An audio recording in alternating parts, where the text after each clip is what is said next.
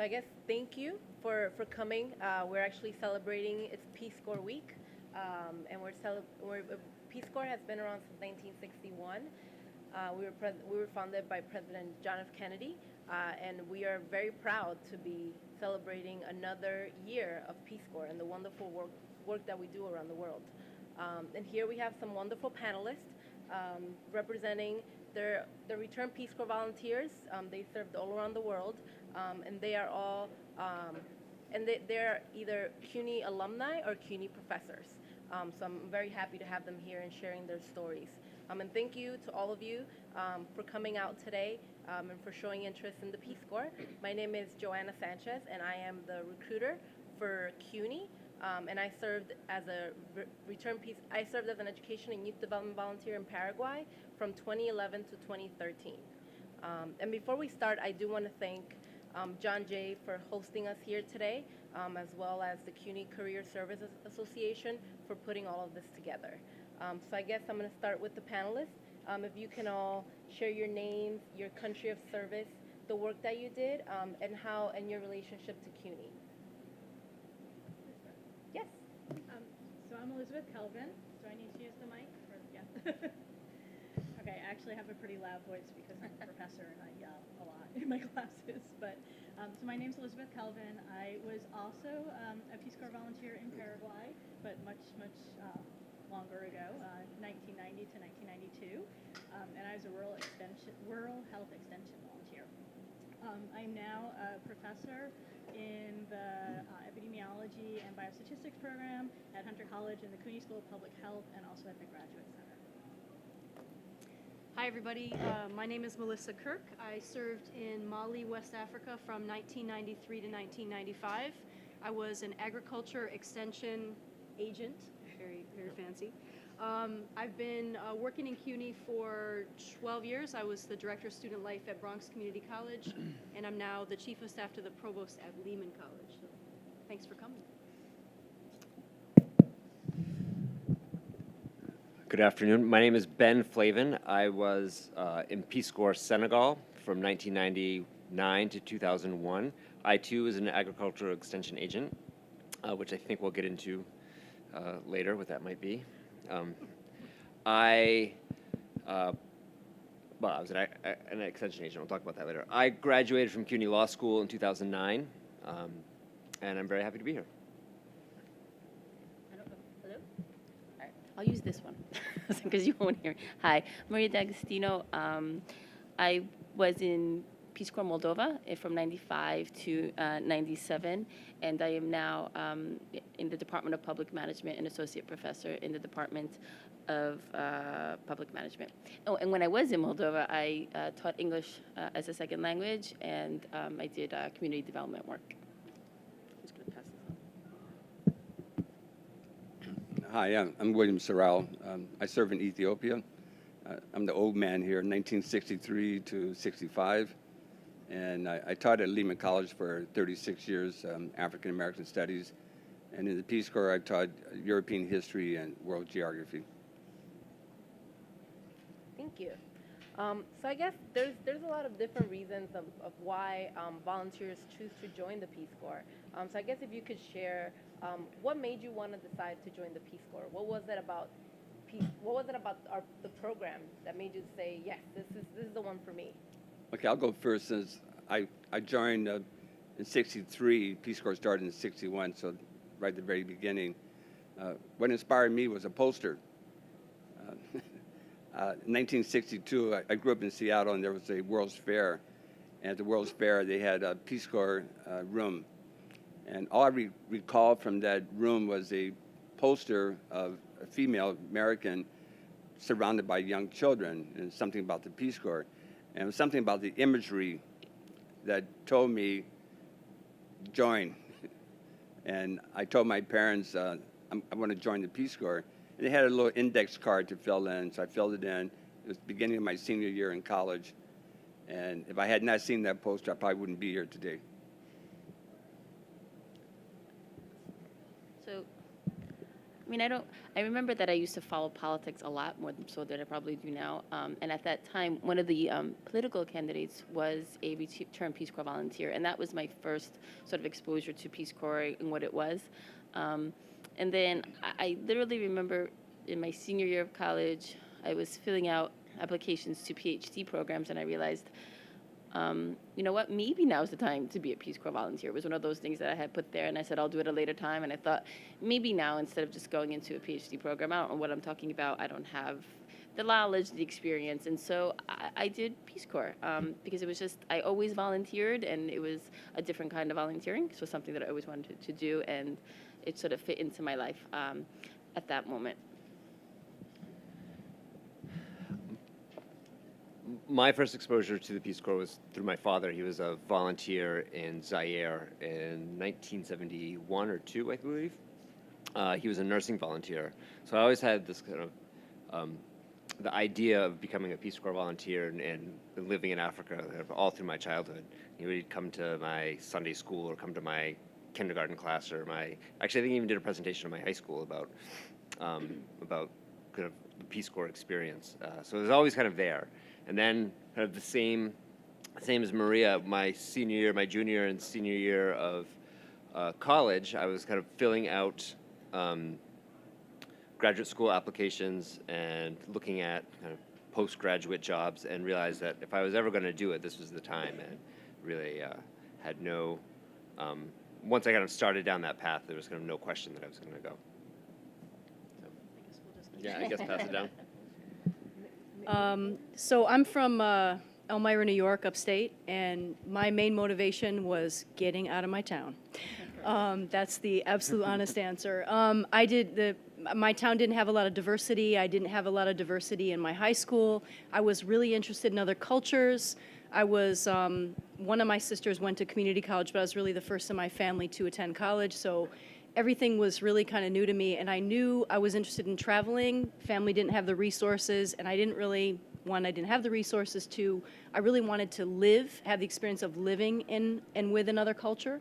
So that was my motivation. Get out of town.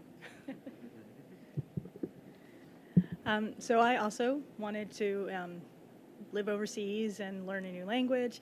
And in college, I was maybe a little bit of a radical. And so I wanted to move overseas to a new country and maybe do the least amount of damage possible as an American.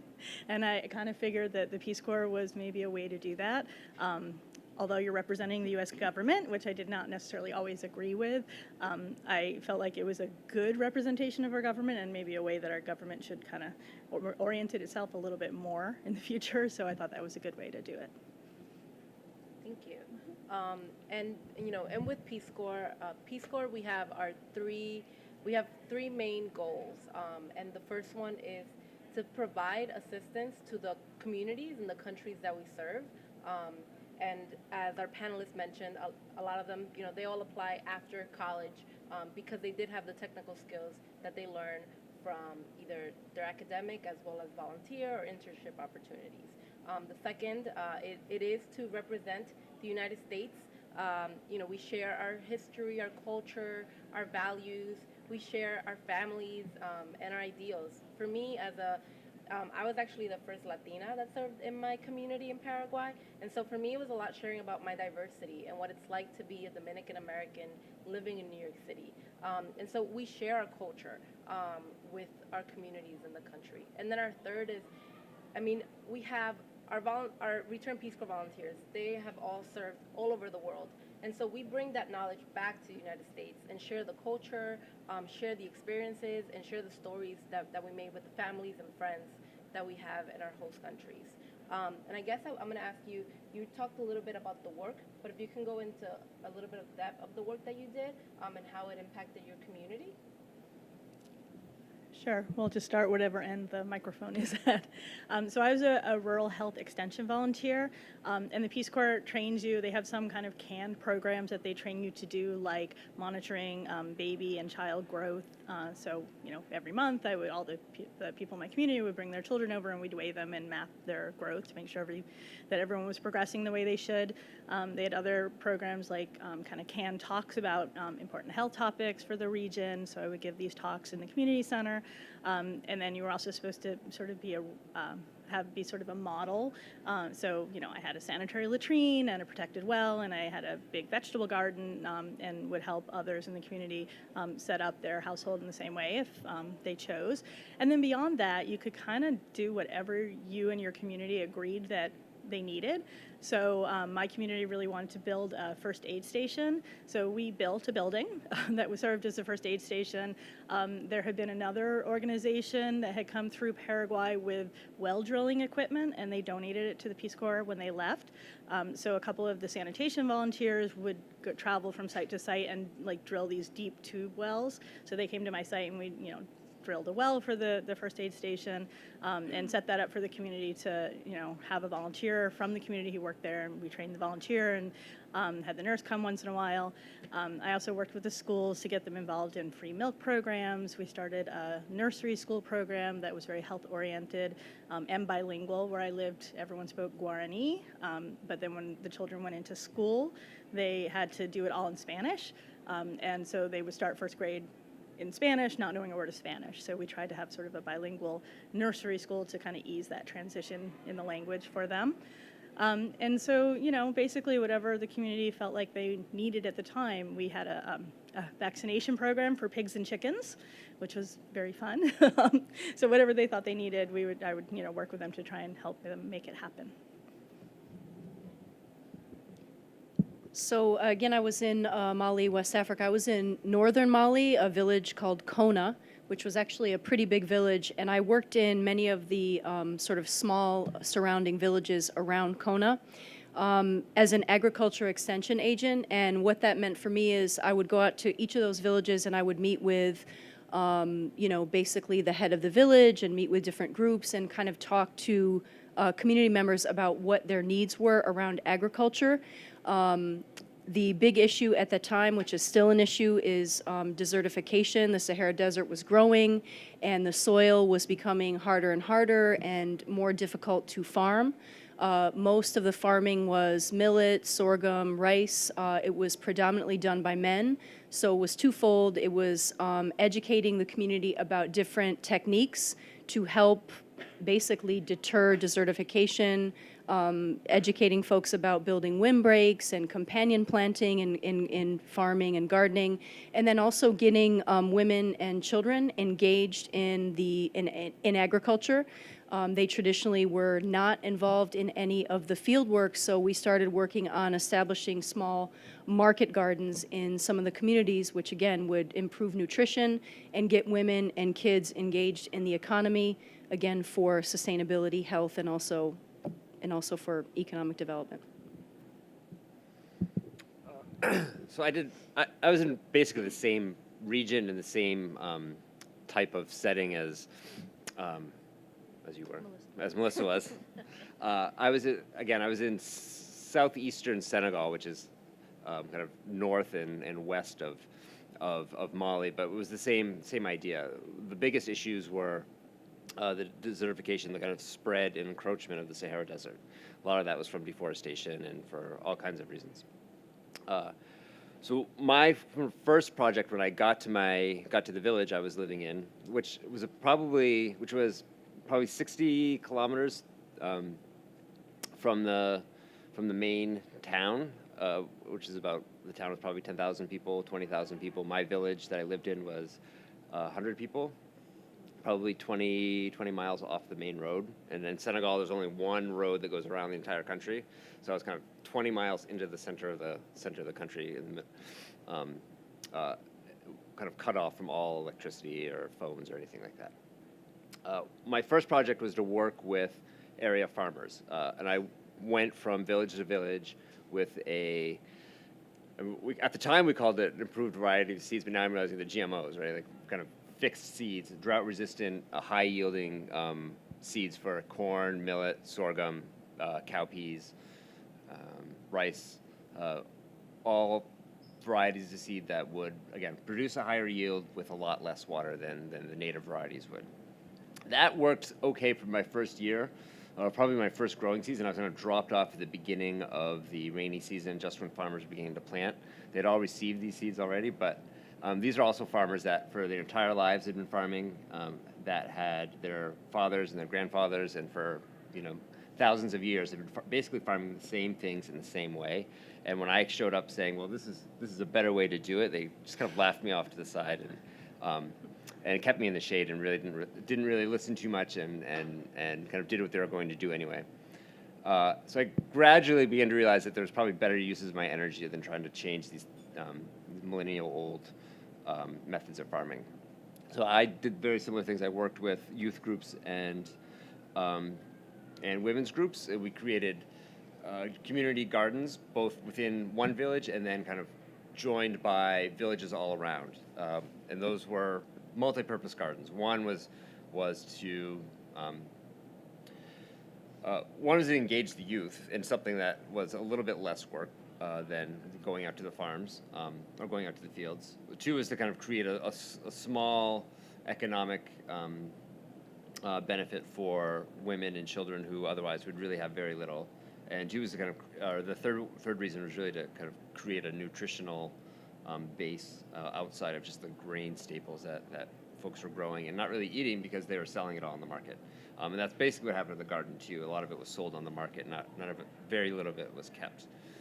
So that was my first year. Had a really great experience, but my second year, the State Department had set up around Senegal, and I believe all around West Africa, these community training centers in which they funded a demonstration site. It was a kind of a central location in which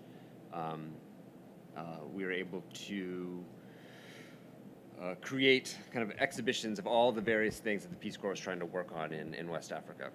So we did things like windbreaks and seed trials, growing trees and doing fruit tree grafting and all kinds of various demonstrations, both in agriculture, but also we moved into small business development, health issues, reading and writing issues in French or whatever the local language was. And I ran that. What we would do is we would bring people from all over Senegal, all over the region that I was in, to learn about these various techniques and then go back to their own villages and kind of talk about the crazy American that had brought them to this house for two days or 3 days, and then also to kind of talk about the various extensions that we were working on. And that was my experience, my work. I was told this works, so let's see. Is it working? I don't know. Does it work? Do you hear me? All right, cool. All right, so I just like the phrase "crazy American" because so I was in Peace Corps Moldova, and I was in the third group that ever went to Moldova, and it's a very small country. And so we spent the first, like most, I guess, volunteers do, spent the first couple of months in the capital doing this training. And it's great training, right? So I learned perfect Romanian. I learned all these wonderful teaching techniques because my main assignment was teaching English to grade school students. And so we learned all these wonderful skills. And then I was sent to this village in the middle of nowhere, no water, no electricity, no phones, nothing, right? We're in a very small village, a couple of hundred people, get sent to this school, and everything that I learned, sort of goes out the window, right? Because it's just that it was at a different level. Even the language was different, right? They spoke a dialect. I spoke this perfect textbook English that no one understood what I was saying, and so it became not really about teaching them English. Not that I didn't speak with them in English, but we did a lot of the cultural exchanges, right? So we did a lot of, I talked about holidays, like American holidays. I'm Italian American, so some of that came into the classroom, where they would come to my home and we would make pizza. And the reason for that were several. I mean, a lot of these kids were dealing with some major issues that, they would fall asleep in the classroom, they weren't eating breakfast, or they would get up really early in the morning and have to go work and then come to class, and that, school was the afterthought, right? So whatever, it wasn't working. And then it was very cold where I was, and so come the winter months, it was, you can't just sit there and teach them because it was so cold. So much so that school was closed from November until they got some heating up that first year, probably in early spring. And so when school was closed, the kids were home, and so was I, and that gave me an opportunity to do some of the community development work. And it was managed to work with some of those parents and the school administrators, and we wrote a grant to get a new heating system for the school, and that was successful. So the school had heating, and it took a really long time for me that first year to sort of just build that trust with them. They had no idea who I was. They had never seen an American, let alone a foreigner in that small town. And their idea of who I was based on television. And at that time there was a show called 90210, right? Beverly Hills 90210, right? So they thought that I led that lifestyle. And I didn't. And so it was almost to an advantage that school was closed, and because it allowed for some of the socializing that otherwise would not have occurred. So, I had a formal, I was supposed to teach English and do the community development work, and I taught English. I went to school when it was open, right? And I spoke to all my students in English, but the formal teaching, if I could say that they learned more, they didn't go up a level but it was, it allowed for other teaching and cross-cultural exchanges to occur. That was not their priority at that time. They all wanted to learn English, right? But there were some other barriers that had to be addressed first before I was allowed to do that. Yeah, again, I was in northern Ethiopia, a town called Mekelle. It was the capital of that province, Tigray province. And I taught European history and world geography to high school students. The high school was the only high school in the whole province. So that meant students came from throughout the province and find wherever they could places to stay. And besides the formal teaching, you do a lot of informal teaching because they had a lot of questions about the United States, particularly about civil rights movement at that time. I went in 1963, arrived ironically on September the 11th, 1963, which was Ethiopia's New Year's Day. Their calendar is about 7 years roughly behind the West. They have 360 days in the year, and so that's why it was September the 11th. And it was interesting about my arrival. I was so excited. I was the first one off the airplane. I'm in Africa, and I met the American ambassador was right there. We came off the airplane, along with some Peace Corps volunteers from the first group. So somewhere in the world, my photograph with the ambassador, but I don't know where. And I was so excited the first day that I went out and I tried to use my language skills. Language was Amharic, and I saw a gentleman who was very well dressed, and I said in Amharic, "Yikrta markata yetno," where's the market? And he said to me in English, "Speak English," because they learned English, and I taught in English. The situation there was, you have political issues because in Ethiopia at that time, the Haile Selassie was the emperor, and he belonged to the ethnic group Amharas. But I was assigned to an area where they were Tigrinians. And so you have political conflicts because if they don't want you to speak the language, they get upset, but it's a national language. One thing Peace Corps has done today is when volunteers go to countries like Ethiopia, where there are different languages, they teach them the language of the area that they are assigned to, whereas all of us were assigned to try to learn Amharic, regardless of what the language was in the local region. One of the things that amazed me about Ethiopia was, the children were very eager to learn, only because there was no competition. At that time, there was only about less than 10% rate of reading skills. And so if you're able to learn, you could rise real quickly. I recall one of our language instructors, we had our training at UCLA. Today, the training is in the host country, but we're in UCLA from early June until late August, language and cultural training. And one of our language instructors was at University of Iowa in communications. And before I left Ethiopia in '65, he was the minister of communications. There's no competition. Thank you. And so like our panelists mentioned, apart from their primary sector work, so kind of, someone that's been working in health, they also took part in secondary projects. We estimate that each Peace Corps volunteer, they spend about 40% of their time in their primary sector, so either in education, health, environment, agriculture, and then the rest of the time is either spent on secondary projects and also, teaching our community about culture and sharing traditions about the United States. Our panelist, Dr. Sorrell, he mentioned about our training class. So yes, during Peace Corps we get trained.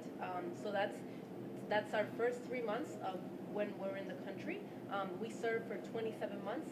So that's during the training, the first 3 months is technical training. So you're learning, you're getting kind of best practices that are used in that country, in the sector that you'll be working in. It's also language training. So every day you're learning about the language in the classroom, and then you're also learning about the language outside of the classroom when you're practicing with your host family. We're also learning about the culture in the country, because before you get to your community, we want to make sure that you can, know what's culturally appropriate in your country. For example, in Paraguay, Paraguayans, they drink a tea that they call mate, which is drink hot, and tereré, which is cold. And it's very, it's very culturally appropriate that we share it around the community. Culturally Necessary, yes. Culturally necessary that we share it in the group. And so we all have to drink it together. So it's definitely something that we had to learn before we got to our communities. And we also learn about safety training as well as medical. And each volunteer during their training, they get a medical kit. So it's kind of like the necessary things that you need for if you have a headache or a stomach ache. And we also do have, in each post, we do have doctors that are there to take care of volunteers 24/7. So if anything happens, we can literally just pick up the phone and call the doctor. And right now, in each Peace Corps post, I'm not sure if that happened while you were serving, but each volunteer has a cell phone. I'm sorry. Wow. So, I mean, it depends on where they're serving. Some volunteers have to go to one spot in their community where they get their cell phone reception, and then others, thankfully, they do have service wherever they go. And, they use that to either talk with other volunteers or to call the host country staff. I know. Very shocking, very shocking. So I guess my next question is, what would you say was the thing that surprised you the most about your Peace Corps service? Well, I'd like to start that one. There are a lot of things that surprised me. The first thing that really surprised me and even shocked me was holding hands with another man. Holding hands with another Ethiopia. In many parts of Africa and in the Middle East, men are affectionate with other men, but not with women in public. So it's taboo. You never saw a man and woman walking down the street together holding hands. But there you see young boys, you see men, holding hands, get their hands on the other person's shoulder. So I was in the country maybe a few weeks, and you meet people there, it's customary, shake hands, kiss on each cheek. And someone I met, and I saw him again, we shook hands, kissing each cheek. And he said, where are you going? I said, I'm going to the post office. And meanwhile, shaking hands. Okay, I'll walk with you. So we start walking, and he's holding on to my hand. And I never was told this in training. It's part of the culture. So I had two choices. One, yo, man, I don't play that. I don't play this. Or the other one was start coughing. When I started coughing, I had to cover my mouth. So my hand was loose, going to my pocket. Now, once I realized it was not a sexual overture, that was just the culture, before I left the country, hey, testify, walk down the street. Hey, Gurmai, walk down the street, holding hands with two guys, walking down the street. Didn't mean anything. So that was like a surprise. Another thing that surprised me was Ethiopians of education didn't work with their hands. And even things that we would do, like go to the store and carry a bag, they wouldn't do it. And just give you one example was, Asifa was a administrator in the school area. And one day he and I were in town, middle of the street, because there's no traffic, talking. And he looked and he saw that the door to the store was open. He said, they have bananas, which is very rare because we never had any fruit. And then the next thing he's doing, he's like looking, and I knew immediately what he was looking for a student. I said, Asifa, I'll carry the bananas. No. So Asifa's going to walk about 6 blocks to his home to have his servant come back 6 blocks to get the bananas to walk back home, instead of walking from here to the back room to get the bananas. I mean, things like that. They're cultural things, and I know I did things that were culturally different to them. I would get off a bus, take a trip for a week and get off the bus carrying an overnight bag, and my students, sir, please, sir, they wanted to carry my bag. I said, no, get out of here. I can carry my own bag. And there were people who were dressed really poorly, be snickering and pointing because I'm supposed to be what they call a titanic soul, big person. I'm carrying my own bag. I mean, things like that. So either get used to it or you just try to understand. It's a cultural difference. And I would get on the bus and I open the window and the person in front of me would turn around and close the window. I open it again and they would close it. Okay, leave it alone. Don't even bother to open the window anymore because it was a cultural thing. And so one thing that Peace Corps teaches you is learn to accept different cultures because their culture is not weird. And if you think their culture is weird, then you know what they think about your culture because everything is different. And over a period of time, things change because the more exposure you have to them, the more exposure they have to you, they begin to see there's a middle ground. So there's a lot of things I could probably say, but one of the things, I volunteered. I went to Peace Corps because I wanted to volunteer. I didn't have these expectations. I really didn't know what I was getting into. I didn't do that much research beforehand. Google didn't exist. We didn't have internet, so my research was quite different. But what I didn't expect or even think I would do, being a Peace Corps volunteer, was travel, and I traveled a lot. So I was able to, go to Moldova, travel throughout Moldova. But I was able to travel throughout most of Eastern Europe and Turkey and Bulgaria. So it was an experience and a growing experience for me, not just the volunteer work that I did, but also the traveling that I did while I was there. And I made long-lasting relationships with my friends that I volunteered with, right? It's 20 years, so I volunteered 20 years ago this year, and on a daily basis, I still speak with them, and I still Skype with some of my students that I taught, and so that was I didn't think of that going into this, and I don't know if there'll be an opportunity on this panel, but something that I never thought of being a woman, and I think it's important, so I'm going to take the opportunity to say it, something that I never thought of being a woman volunteering was safety. I was 21, right, and I didn't think about that, and I did things, the transportation there was non-existent, so to get to the Capitol, if I had to go in for, a Peace Corps, meaning I'd hitchhike, right, and if someone had to get in contact with me in the village, it was they had to get in the car and come get me kind of thing. So, but wherever you go, I'm not saying it's not safe, but to ask those questions about safety. So I think it's important. I didn't ask them, and I was fine. But I think it's important to go in cognizant of asking about safety issues, like having the cell phone. I laugh at it, but I'm like, that's probably a good idea. It would have been helpful at certain points to have a cell phone. So ask those difficult questions before you go in. Yeah. It's a hard question. Yeah, I think this is the hardest, but we have a list of questions that we're going to address today, and I think this is the hardest one. Yeah. What the surprises were. I started Peace Corps 16 years ago, in '99, and I think this. I guess what I remember now, the two biggest surprises. One were the people that I lived with in my village, the Senegalese villagers that I lived with, were really not that different from me. I mean, I'm born and raised in northern Maine, so most rural kind of area in the United States was really cold, obviously. So the weather was a big change. I didn't have much exposure to any sort of diversity like you would get in a place like New York City or whatever. So I really had no idea what to expect of the people that I was going to be working with and living with. So that was a big surprise that, the folks I lived with, wanted the same things I did. They wanted, they liked music and they liked to dance. They had boyfriends and girlfriends and they, loved their families. They punished their children when they misbehaved.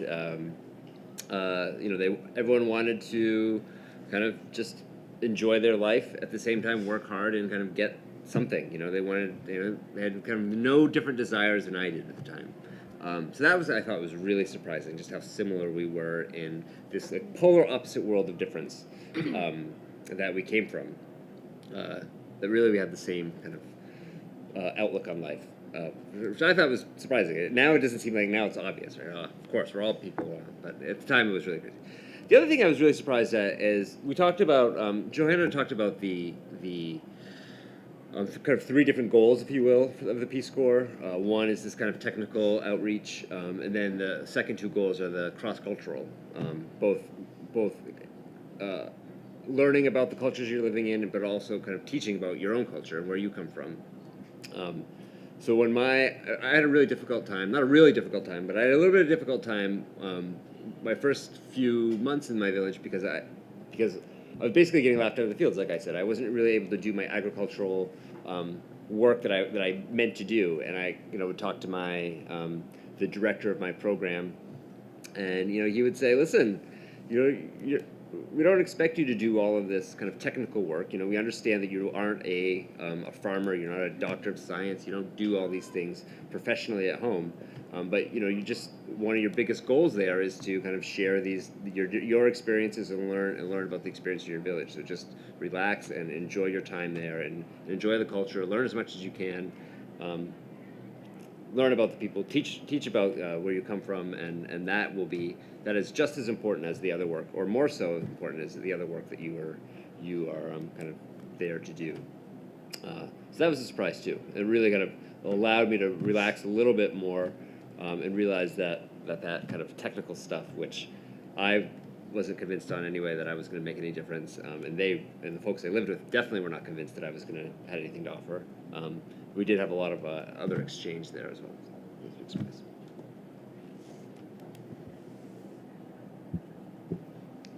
I was also, this is definitely a hard question. So,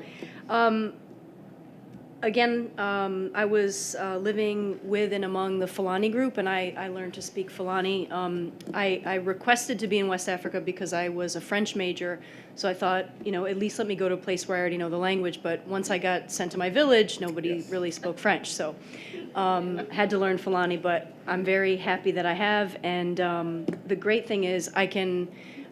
Both when I was at BCC and now that I'm at Lehman, I can essentially speak Fulani every day with students because we have a lot of West African students, so that helps me keep it going.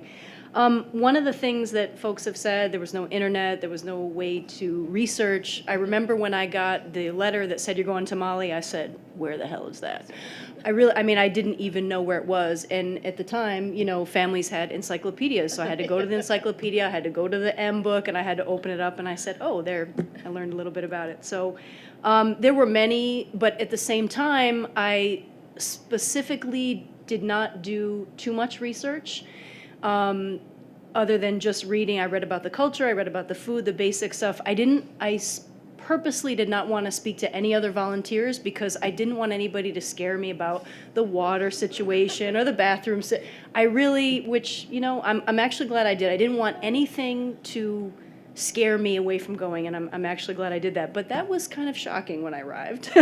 So, didn't think about how I was going to go to the bathroom, what kind of food I was going to eat, dealing with the water, all kinds of things. I think and then also space. You know, we like our space, we like our alone time, and there is no sense of that in other places. If you say, I'm going to take space, I'm going to go back, you know, and hang out, they're like, what? You know, they don't understand. Lunches were 4 hours long. I mean, I would love to have a 4-hour lunch today, but it used to drive me crazy in the beginning. I was like, when am I going to be able to get out of here?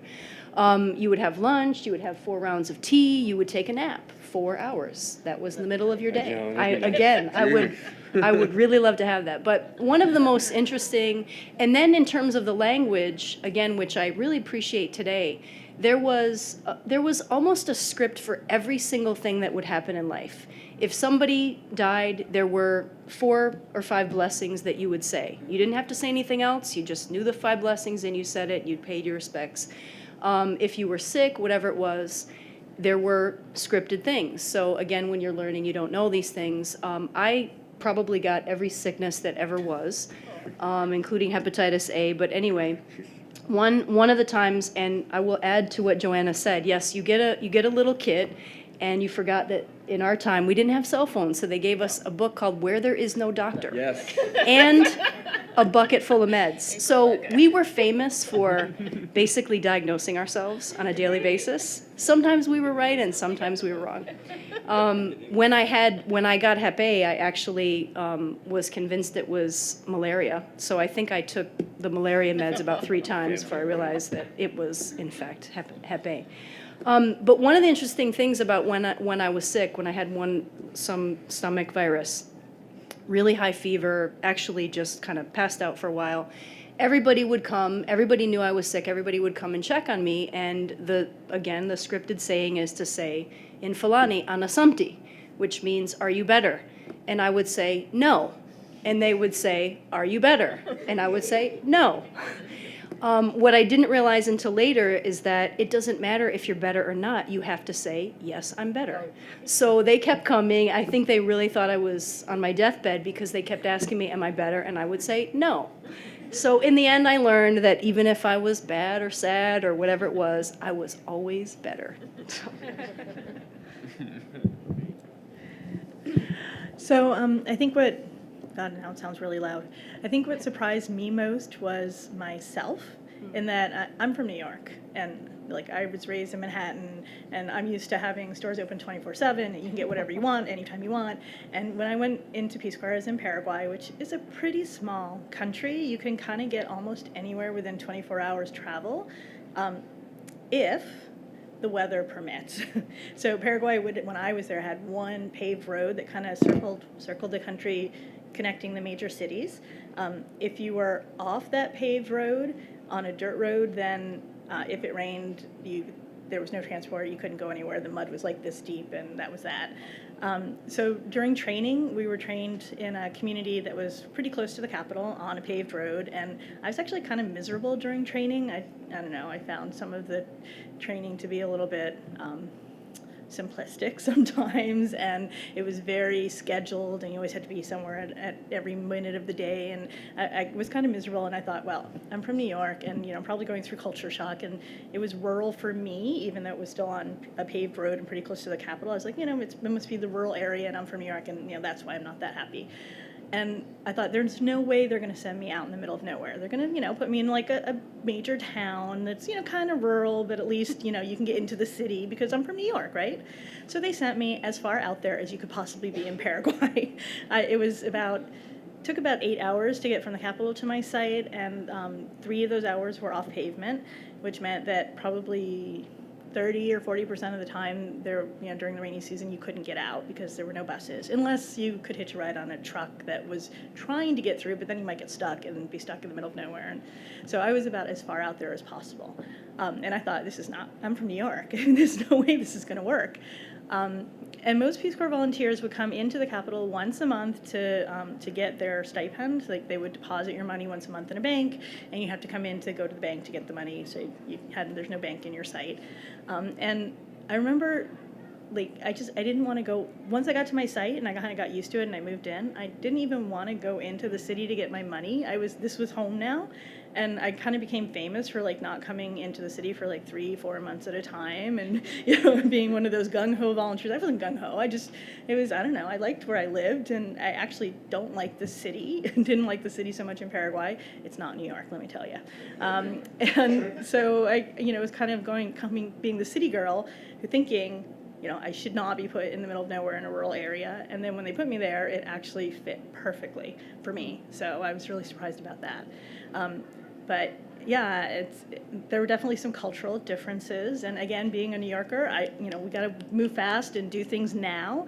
And so anytime you plan something, this is a very Catholic country, so everyone would say, oh yeah, well, if the Virgin wants it, no, if the Virgin, what is it? See, if God wants it and the Virgin permits it. I have to translate in my head.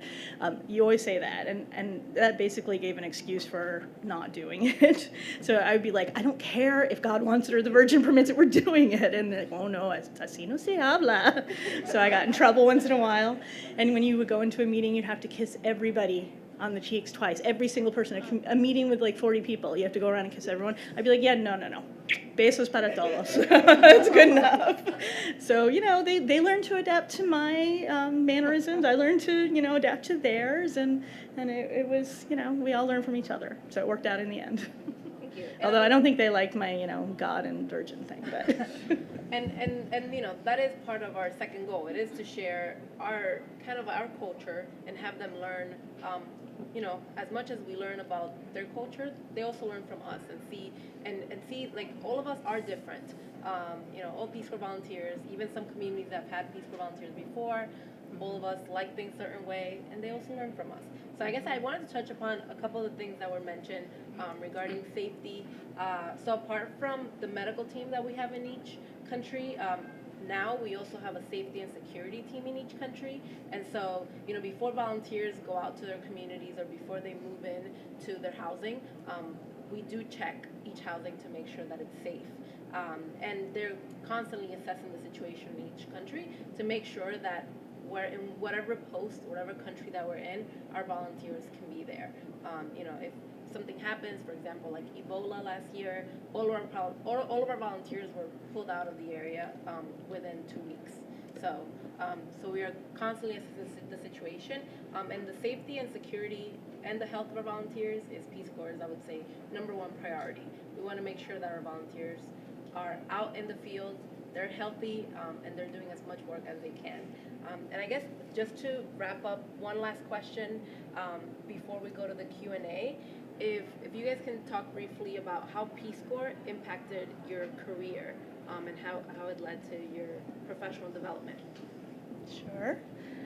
So when I was an undergraduate, I was pre-med, and I kind of realized towards the end of my undergraduate studies that I didn't want to go to medical school.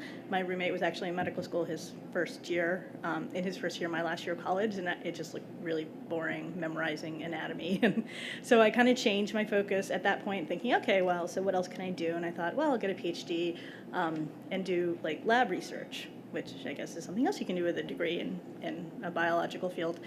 When I went into Peace Corps, I kind of realized that I didn't want to be in a lab. I wanted to be out in the field. I still wanted to do research, but I wanted to do it with people, internationally preferably. And at the time, I wasn't really sure, since really all I had experience with was laboratory work and biology. I wasn't really sure what I could do. So from Peace Corps, I actually applied to master's degree programs in Latin American studies, thinking, well, I can kind of, justify that because I live in Latin America now, right? So that explains my interest. And I got into a program at Tulane and did a master's degree in Latin American studies, and it was multidisciplinary. So it was sort of, you get to pick areas to study, and I thought, well, I want to do international development. So I kind of studied economics, and I did public health, and I took my first epidemiology class then. And from there, I kind of refocused more public healthy and ended up in the end getting a PhD in epidemiology. So now I'm an epidemiologist, and I do public health research. I do it almost entirely internationally. I do a lot of work on HIV, and I've got projects in South Africa and Kenya and China, and I did my dissertation on a parasitic infection of the brain called neurocysticercosis, and I did that work in Ecuador, so I kind of still travel all over the place and do field work and work in rural health to some extent, just in different countries now. So Peace Corps had a big effect on my eventual career. Same for me. One of the things that's really interesting is, the people in your community get to know you sometimes better than you know yourself. There was a guy in my village by the name of Sangare, and he used to always say to me, and I don't know why, but it sticks with me to this day. I must have been hesitant about certain things, and he would always say to me, "Il ne faut pas avoir peur de la peur," which basically means don't be afraid of fear. So I had there were a couple of, interestingly, men in particular who were always kind of saying these things to me. Bara was constantly saying that, and I say it to my kids today. I torture them with the same statement. There was another guy named Musa. People kind of look at you, and there was this guy Musa, and he would say to me, like, your destiny is education. And I wasn't even thinking, I was a sociology major, and I'm like, what are you talking about? Basically, like, don't be afraid of fear and don't run away from what is your destiny. Obviously, you have something around education. So anyway, I came back and I became a certified teacher. Then I got into student affairs in CUNY. So I've always done sort of a mix of education and social work. When I was at BCC in the last few years before I left, I got involved in, the college was heavily engaged in a number of projects in South Africa. So I got back into sort of international work by being involved with international education projects in South Africa.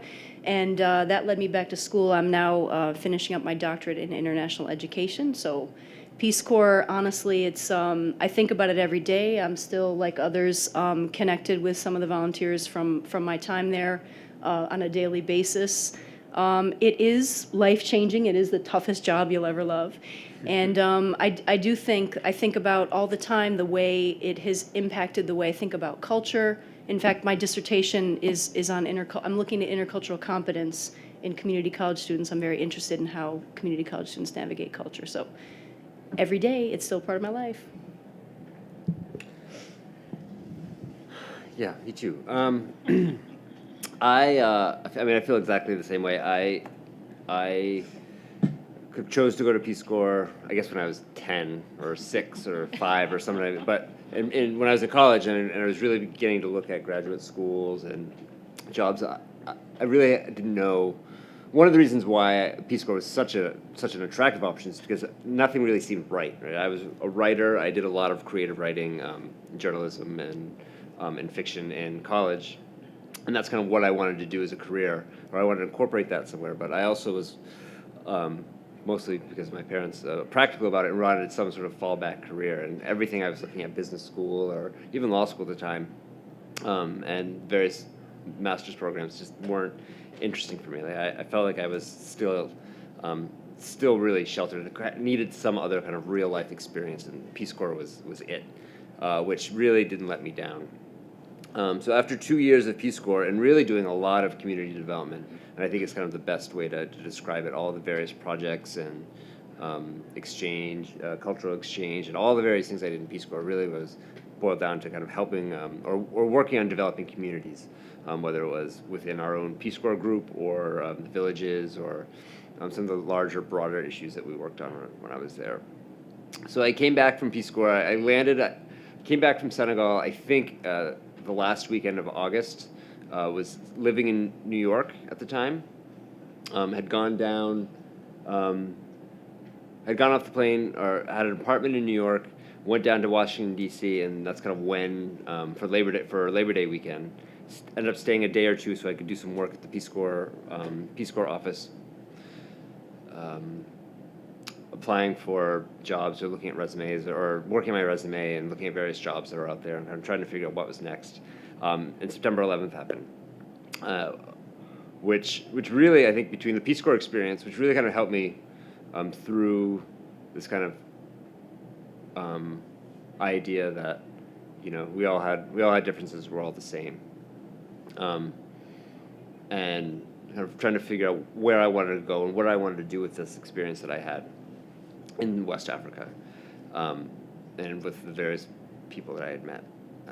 So I ended up volunteering again. I joined a AmeriCorps program in New York City, working with housing tenants, basically, and with a nonprofit that was developing affordable housing for low-income people all over the city. And I worked as an organizer, basically doing the same thing I was doing in the Peace Corps, going from various tenant association all over New York, all over the city, helping kind of build stronger communities. And I did that for 6 or 7 years, when eventually I decided it was time to kind of to go back and look at some sort of higher education, and ended up going to CUNY Law School, which provided pretty much everything I needed. I mean, I wanted some sort of degree that had a license, that had kind of unlimited growth potential, but also was with a school that kind of believed in the same public service and public interest values that I did, and that's where I found at CUNY. So I mean, I became a lawyer, and really my Peace Corps experience really influences my professional life every day, both serving as a foundation, kind of understanding where people are coming from, but also just, I mean, I've never tried to get away from it, but I never could get away from that experience. It's part of everything I do.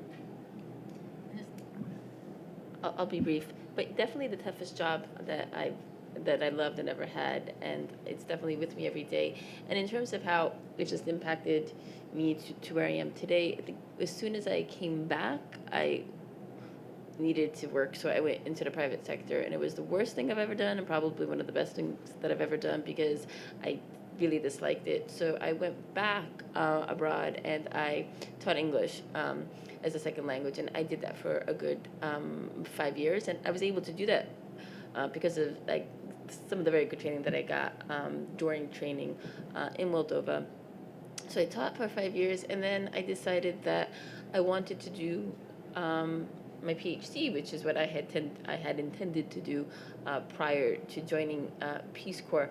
But prior to joining Peace Corps, I thought, I'll do sociology or something to that effect, and then I chose public administration, and that is definitely the choice to do that was because of my experience with Peace Corps. So I got my PhD in public administration, and I am here right now at CUNY. John Jack. I never had any books about you don't have a doctor in your community. Only thing we have for healthcare, they gave us periodically. We had to have shots, various kinds of shots, and we had to take malaria tablets. And if you in the area we had to take malaria tablets, do believe that you have to take them for at least a few weeks after you leave your assignment.